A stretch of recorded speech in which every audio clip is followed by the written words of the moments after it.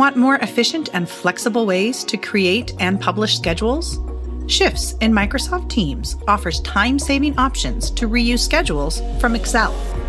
When a schedule is built in Shifts, it can be exported to an Excel file. Details can be added.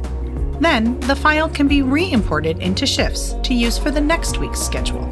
Schedules from Excel can also be directly imported into Shifts.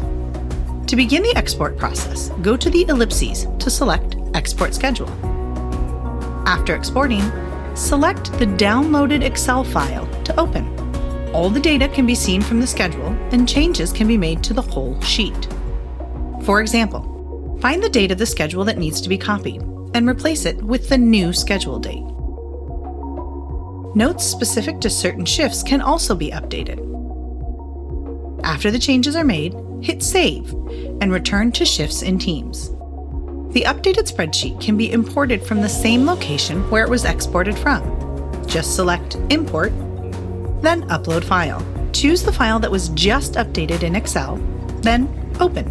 Once it's imported, changes can still be made in Shifts as needed. Create and publish schedules for Teams more efficiently with Shifts in Microsoft Teams.